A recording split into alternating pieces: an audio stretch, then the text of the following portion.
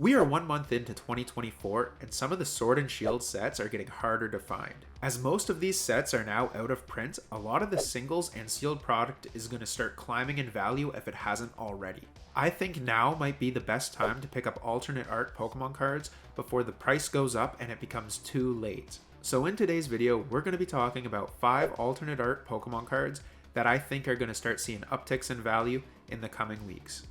Alright, so first up is the Aerodactyl V from Lost Origin. This card I think deserves a little bit more praise. Now this set isn't the biggest hit from Lost Origin, but I think the Giratina has overshadowed it quite a bit. It's sitting at a raw value of $85 right now, and that is just a little bit north of the year-to-date low, with a PSA 10 price of $200. Now, I can see this card growing quite a bit more in value over the next year. Like I said, it's kind of lulled out, but when you think about it, this is probably the coolest Aerodactyl card we have and may ever get. I'd assume we'll get one at some point in the Scarlet and Violet era with all the illustration rares and special illustration rares. But as of now, this is the coolest Aerodactyl card there is, and it's also one of those original 151 Pokemon. I think a lot of these sets have focused mainly on just one card, and I think with the Moonbreon and all the Evolving Skies hype, a lot of these other alternate art cards have kind of dipped to a point where they're lower than I'd expect. For the amount of packs you'd have to rip to get one of these cards, it's definitely worth picking it up. I think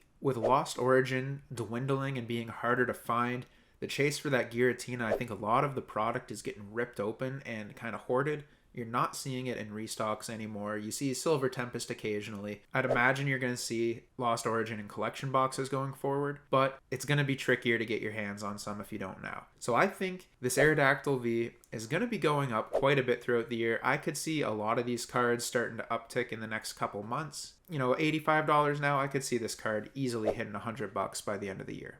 Alright, next up we're looking at the Mew VMAX from Fusion Strike. I'm pretty surprised at the value of this card. Raw, it's sitting right at about $60. I feel like the Mew VMAX has been overlooked due to the Gengar and the Espeon alternate arts in this set, but you gotta remember this is still a really difficult card to pull. For the past 6 months, it's been sitting at below $70, kind of hovering between $60 and $70. I think now is a really good time to pick this card up. In a PSA 10, it's running $110 with a pop of just over $2,500, so it's a little bit on the lower end. The Moonbreon, for example, just cracked $10,000 in a PSA 10. That's a lot. So when you look at it, this card is probably just as difficult to pull, and you're looking at 25%, like a quarter of the amount of PSA 10s out there. And we're sitting at a 1-year low for this card. I don't think it's gonna stay at this price for very long. I could see it dropping a little bit more, but I don't see this card really going below $50 ever. I'd say keep an eye on it, maybe not buy it right this second, but I think, you know, by mid 2024, this card's gonna be slowly rising, because Fusion Strike right now,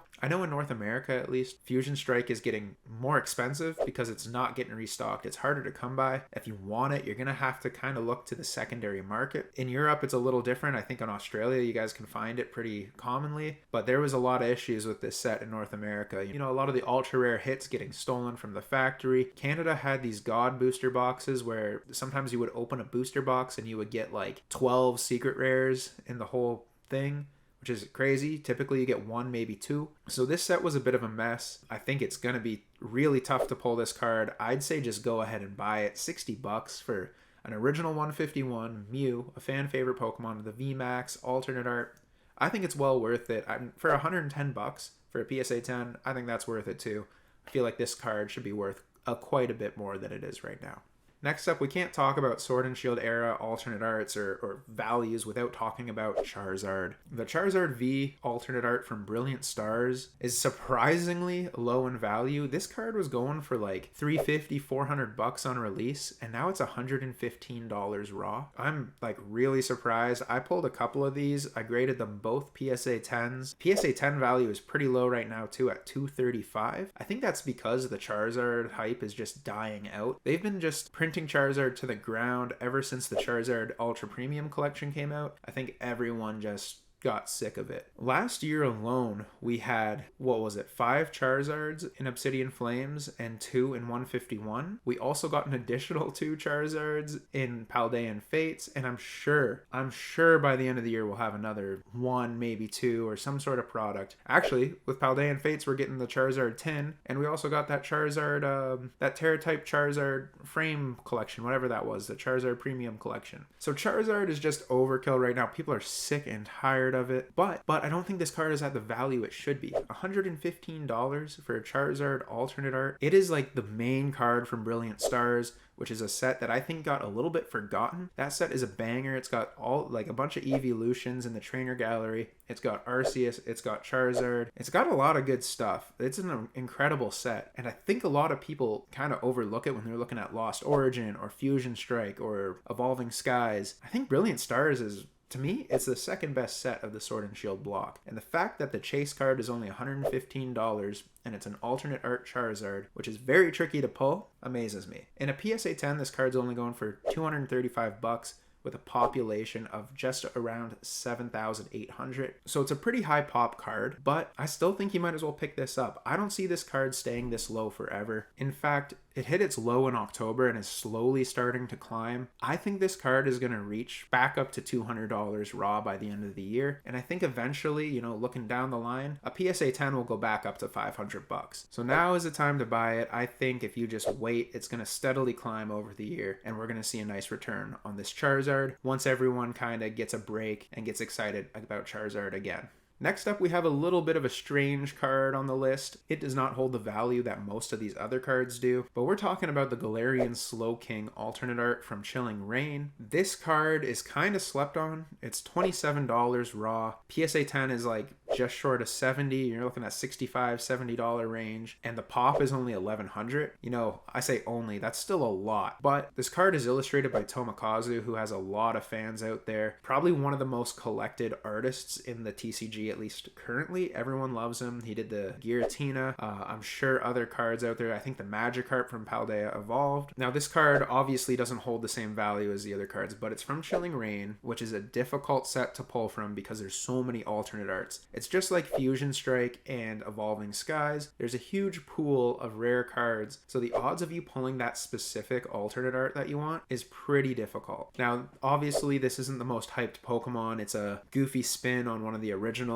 but I think it's a solid contender. Currently, it's at least the year-to-date low, but I think the all-time low. I remember this card being pretty popular on release, and the fact that it's only $27 amazes me. I'm going to be keeping my eyes out. I'm going to a couple card shows in the coming weeks. I'm going to try to pick up 1 or 2 of these. $27, I mean, even 70 in a PSA 10 is pretty cheap considering how difficult it is to pull. Now, I don't think this card is going to grow too much in value, but I could see it going up, you know, $10 to $20 throughout the year. So like I said, Chilling Reign is kind of out of print. Everyone had that panic, you know, Pokemon Center's not stocking it now. If you want it, gotta get it now because it's just gonna go up. You know, the market will kind of determine the value of Chilling Reign. So I think this card is gonna follow suit. Give it a couple months, maybe a year or two, and we're gonna see it probably north of $50. I'd say get it now if it's a card you want for your collection.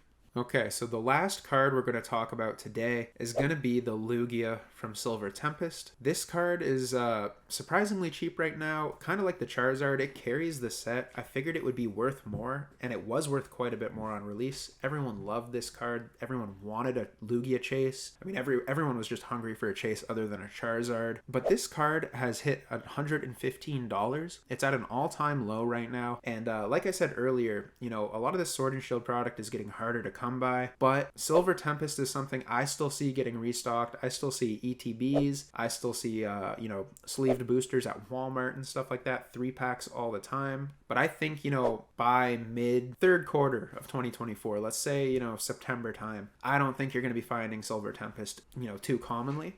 Booster boxes have gone up in value. I know a lot of people are kind of, you know, not fans of this set, Silver Tempest. There aren't a lot of good hits, but the Lugia, $115 for a Lugia Lugia alternate art. Again, another really difficult pull. Sitting at an all-time low right now. It's kind of just been dipping over the year. It started this time last year above $190. I think 115 is a deal. If it goes to 100, I'd say definitely pick it up. This is one to watch. I don't know if you should buy it right now, but I think it's going to go up over the next few months, and by the end of the year, I think it's going to be, you know, at least $130. I think we can see this card hitting 200 sometime in 2025. The PSA 10 of this card is going for $265, which is well over double of the raw copy. So if you can pick up these cards and grade them to a PSA 10, it's got a pretty high pop at 6,700. That's not as much as the Giratina or the Moonbryon or even the Charizard. I think it's going to keep going up. I could see all of these alternate arts hitting 10K for the, you know, the main card of each set. But I'd say pick this up. It's going to be harder and harder to come by, and I think the value is just going to keep increasing. So keep an eye out on Lugia, because I don't think it's going to stay this cheap much longer. Alright guys, so that was my take on a few of the cheaper alternate arts. I think now that stock is dwindling, a lot of people are taking that last chance to pick up whatever alternate arts they need or trying to finish master sets. So I don't think these cards are going to stay cheap much longer. Like I said, these sets are out of print, so it's going to be tricky to get your hands on them unless you want to pay that premium price to open up a product from, you know, a secondary seller. So let me know what you think. Are there any alternate art cards you're keeping an eye on from the Sword and Shield era? You know, I think there's going to be some steals out there. I think once we get deep into Scarlet and Violet towards the end of it, we might see kind of the same thing we saw with the Sun and Moon tag team, you know, alternate arts. All right, guys. Again, thank you for watching. I hope you enjoyed the video, and we'll see you in the next one. Peace.